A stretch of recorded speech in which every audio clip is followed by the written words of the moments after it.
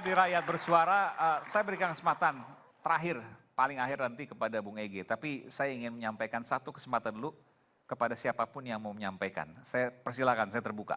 Oh silakan, karena cuma satu kesempatan nih, waktunya terbatas. Silakan. Ya saya mungkin terakhir, saya begini, yang paling saya concern adalah bukan soal kalah dan menang dari apa yang terjadi di negara kita hari ini. Yang paling saya membuat sangat peduli itu adalah keberlangsungan demokrasi. Kita dulu tahun 2013 sudah gundah dengan Cambridge Analytica. Kita sudah gundah, oh ini akan merusak demokrasi.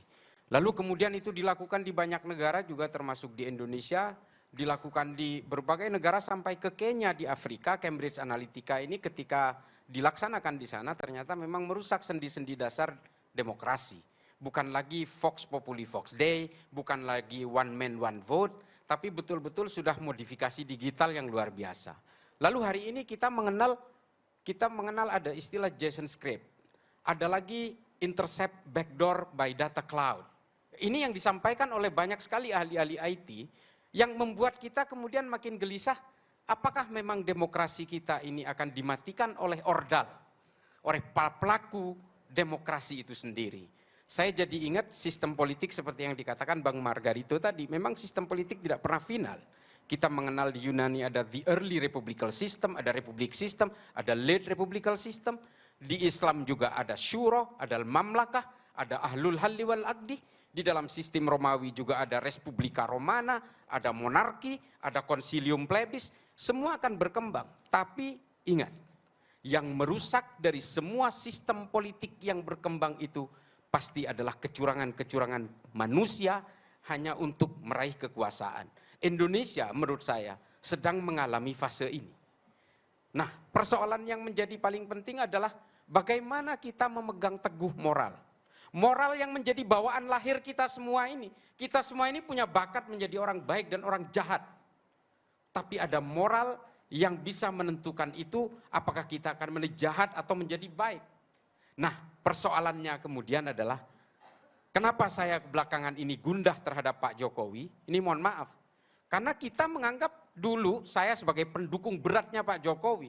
Maka saya sering mengatakan saya ini adalah penyembah berhala bernama Jokowi. He is an angel coming from the sky. Itu saya akui. Itulah salahnya ya kan? Enggak salah juga. Tapi kemudian setelah kita melihat bagaimana peradaban manusia itu merangkak. Kalau kultus itu salah. Udah Bang, biar cepat ini. Dan ketika kita menganggap bahwa peradaban manusia ini selalu berkembang cepat, maka kita khawatir dengan berbagai pembangkangan disobediences terhadap sistem yang sudah kita sepakati. Nah ini yang harus kita jaga adalah moral terhadap kesepakatan bersama ini. Terhadap al-asobiyah ini. Nggak usah ngomongin Pancasila, nggak usah ngomongin NKRI, kalau ternyata pada tataran yang sederhana kita berbuat curang-curang. Kita mau bicara money politics, kita jangan bicara 1-2 partai. Semua partai melakukan hal yang sama. Kalau kita mau berbicara tentang kecurangan. Jadi kan kita dikit-dikit nih waktunya kan. Iya, ini terakhir Bang, terakhir. Saya minta. Dikit-dikit juga. Enggak, saya minta. Demokrasi. Bang, terakhir Bang. Ini bukan soal kalah dan menang, tapi soal meluruskan demokrasi yang ada di negara kita. Terima kasih. Oke, baik. Silakan. Ya, jadi gini ya. Saya itu buat pledoi ya di tahun 2021 ketika di penjara Jokowi. Namanya Selamatkan Demokrasi. Karena saya sudah melihat bahwa Jokowi ini adalah pemimpin zolim. Ya, beda dengan Anda waktu dulu masih di prank sama Jokowi kalau istilah Rudy Kemri. Jadi ginilah. Kita ini memang pelaku-pelaku 98, ya disebut Profesor TB tadi, saya pelaku 98. Saya pejuang demokrasi dari tahun 80-an, dipecat dari ITB, dipenjara Soeharto, ya kan ngelawan terus Soeharto sampai Soeharto tumbang. Ya kan, artinya saya membuat ada demokrasi di Indonesia ini. Nah saya juga sekarang bertahan untuk menyamakan demokrasi. Demokrasi itu penting karena kita ini melawan sistem feodal di Indonesia, budaya feodal yang sekian lama. Nah sekarang ini bangsa Indonesia digoncangkan lagi oleh Jokowi dan sekarang ada kesempatan. Ketika Jokowi di akhir jabatannya ini, dia tidak bisa lagi menggenggam partai-partai yang selama ini dia kendalikan. Jadi saya yakin bahwa ini akan terjadi. Ya, yang namanya hak angket. Dan disinilah dengan hak angket ini kita membongkar kecurangan-kecurangan itu, menegakkan kembali demokrasi. Jadi betul saya sama dengan Anda, bukan kita soal Prabowo atau Anies atau apa lagi. Ini soal anti demokrasi ini, orang-orang anti demokrasi harus dienyahkan dari Indonesia. Itu dari saya, terima kasih. Mbak Be, silahkan Mbak Be. Kalau saya ingin menyampaikan begini, tidaklah perlu kita mengagung-agungkan paling hebat demokrasi. Ini itu tidak perlu. Kembalilah ke jati diri bangsa yang sebenarnya. Musyawarah mufakat itu adalah jati diri bangsa yang sebenarnya. One man one vote memang perlu dikaji ulang. Karena pola pendidikan kita nggak merata. Karena sistem pendidikan kita masih acak-acakan. Karena pendidikan kita sama sekali nggak merata. Bayangkan 67% anak-anak nggak berpendidikan kok. Hanya beberapa persen, berapa sarjana S1, S2, S3 di Indonesia? Jumlahnya kan nggak sampai 10% total semuanya. Kalau one man one vote diterapkan secara murni dan konsekuen saat ini, mengutip apa yang dikatakan Pak Prabowo, demokrasi kita ini bagus tapi masih banyak celah-celah untuk perbaikan. Kalau beliau katakan omong kosong dengan Pancasila atau NKRI, saya tidak. Saya katakan kembalilah ke Pancasila dan Undang-Undang Dasar 45 yang asli, yang murni dan konsekuen, itu penyelamat demokrasi kita. Oke, terakhir saya sampaikan karena waktu terbatas. Mau silakan. Bapak dulu. Oh, boleh. Iya. Calon Menkumham ini harus. Enggak lah, begini ya. Saya rasa angket ini tadi dibicarakan, nggak tahu kalau ikut Bang Ade, kayaknya tidak ke presiden saja gitu ya. Buka juga soal parlemen juga gitu kan. Nah kalau tadi Babe Haikal. Islah bilang tadi, kalau bertolak dari Islah bilang jangan-jangan nggak jalan nih angket. Kalau Islah bilang kan semua main nih partai-partai. Terus mereka saling periksa. Kira-kira gitu. Tapi oke lah kita berharap lah buka aja lah gitu kan.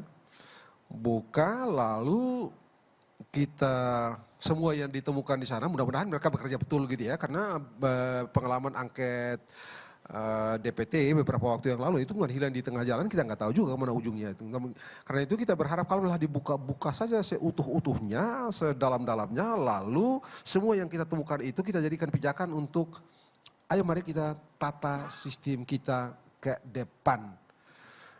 Walaupun saya tetap saja dalam pemahaman bahwa kalau kita pelajari dari Yunani, Romawi, Amerika, Inggris dan segala macam, kita akan menemukan keadaan ini dari waktu ke waktu.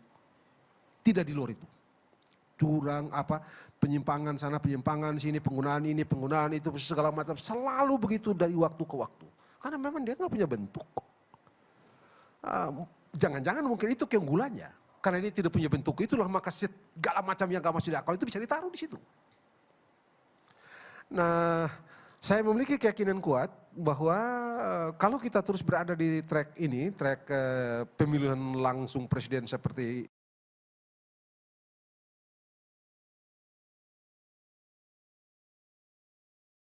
ini sekarang ini, maka yang kita temukan sekarang ini.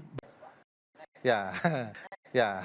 Nah bagi saya sebenarnya politik kita itu tidak akan bisa sempurna. Karena ini buatan manusia, konstitusi juga begitu. Founding fathers and mothers kita juga mengatakan pemilu yang dibicarakan dikembalikan oleh Babe Haikal itu juga sesuatu yang disebut revolusi groundwet yang harus diubah. Siapa yang hendak membantah Bung Karno soal konstitusi kita harus diubah. Dan ketika sudah diubah, dia juga bukanlah produk yang sempurna. Dia mau diperbaiki. Itu sebabnya perubahan kelima sudah ada rancangannya. Disimpan oleh Pak Amin Rais ketika itu. Itu perubahan jauh lebih baik. Bahkan memperkuat demokrasi. Yang tidak pernah kita lakukan memperbaiki adalah partai politik. Bahkan pilihan-pilihan konstitusional yang mestinya ada tidak kita pilih. Contoh, kalau kita punya hak memilih, tetapi yang punya hak untuk memecat adalah ketua partai. Ini tidak pernah jadi pilihan partai politik. Karena di Indonesia tidak pernah ada partai politik. Yang ada adalah perusahaan keluarga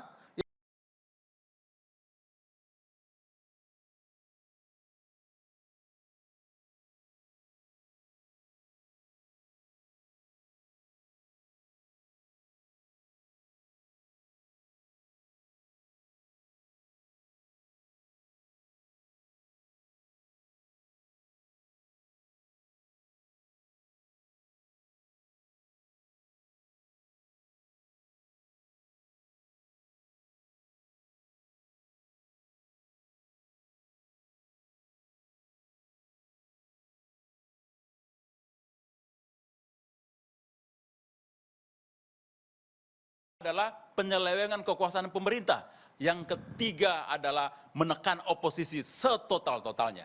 Apakah itu sedang terjadi di Indonesia? Silakan dijawab oleh kita semua. Oke, baik. Terakhir. Ini benar nih.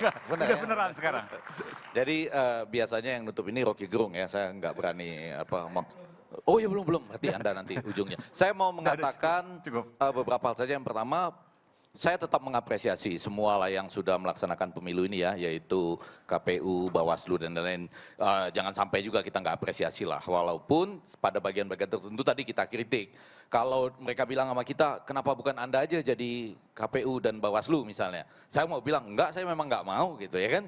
Iya, kalau sistemnya seperti ini, mereka harusnya dari awal tuh berani menyatakan sesuatu gitu. Nah, tapi pada bagian lain, tadi kan kita mengatakan bahwa hak angket ini diuk lagi ya dengan bukunya Quit itu yang penting itu juga mengangket tidak hanya eksekutif, calon presiden yang jadi presiden, apa yang terjadi dengan DPR juga sebetulnya. Sebetulnya kan MK mengatakan pemilu 3 kotak saja boleh loh, pemilu nasional serentak, nggak harus 5 kan ya, Bang Udaweri. Nah, lebih daripada itu menarik adalah hal-hal yang nyata pada saat ini, yaitu pemilu ini kebetulan beredar bersama-sama dengan 2 film.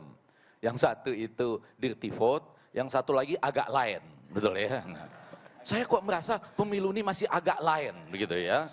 Terutama karena tadi, iya ini agak lain, yaitu bagaimana kita merasa ini krisis atau bukan gitu. Di agak lain itu kan lucu tuh, bagaimana orang memiliki sebuah rumah hantu, ya nggak menakutkan orang, dia nggak merasa ada krisis gitu ya, sampai betul-betul ada hantu yang ada di dalam situ gitu ya, baru menghadapi krisis yang selanjutnya. Tapi lebih daripada itu yang mau saya tekankan, banyak hal-hal yang belum selesai. Mengatakan dirty vote itu misalnya terima kasih itu punya pengaruh pada pasangan tertentu, enggak juga secara kualitatif. Kami kan tidak boleh dengan angka 1 dari 5 subjek yang kami ajak mengatakan dia terpengaruh. Dalam konteks, betul Babe Haikal tadi, 72,5% postur rakyat kita itu memang belum sekolah, sebagian SD, nggak tamat SD, sebagian SMP, atau hanya sampai SMP. Itu 72,5% dalam angka-angka yang seperti itu. Nah, pada ujungnya saya mau mengatakan menarik juga misalnya melihat fakta bahwa ini suatu saat bisa dipakai oleh Pak Prabowo. Saya nggak tahu entah kapan. Yaitu bahwa Prabowo ditambah Gibran, tambah Jokowi, kalau itu benar dari Dirty Vote, sama dengan 58, sekian persen. Prabowo tambah Jokowi tambah Kaisang, ya mungkin tambah dengan Ade Armando dan lain-lain, itu 2,9 kalau di 2,9. Enggak lah 3,9 lah mungkin Enggak, gitu ya. Yang cepat, paling tinggi dong, yang paling tinggi. Jangan suka begitu. Nah, itu cepat kan? Jadi Jokowi 3,13. Nah, Jokowi tambah Prabowo ditambah dengan Gibran 58, sekian. Jokowi tambah Kaisang, tambah Bang Ade Armando dan lain-lain masih 3,13 lah atau 9 saat ini gitu ya. Jadi ini juga suatu saat sesudah pelantikan 20 Oktober bisa lain lagi petanya nih. Ya, siapa yang menyumbangkan suara paling besar dalam pemenangan itu. Tapi pada ujungnya saya mau mengatakan lagi-lagi dari 2 film tadi ya, 2 film yang pertama itu Dirty Vote ya, kita nggak tahu, mudah-mudahan nasib semua pemainnya itu aman-aman saja. Karena kalau tiba-tiba orang sudah dalam kekuasaan bisa lain-lain juga loh nasib Anda bintang-bintang film ini ya, belum tahu. Sementara yang agak lain itu menarik juga karena mereka berjanji kalau sudah tembus 7 juta akan menjadi manusia silver. Ternyata sekarang 8 juta kan? 8 juta. Ya, mereka sudah jadi manusia silver. Mudah-mudahan pemilu kita yang agak lain ini tidak melahirkan manusia-manusia yang kemudian kita sembah sebagai kultus individu. Itu yang penting. Terima kasih, Eman. Baik, terima kasih Bung Egy. Terima kasih juga para narasumber yang telah hadir pada malam hari ini di Rakyat Bersuara. Kita perlu banyak penyuluh kebaikan, karena jangan sampai jurang ketidakadilan kian menganga. Saya Aiman Wicaksono, terima kasih sudah menyaksikan Rakyat Bersuara. Salam untuk mahasiswa. Makasih. Makasih Pak. Siap.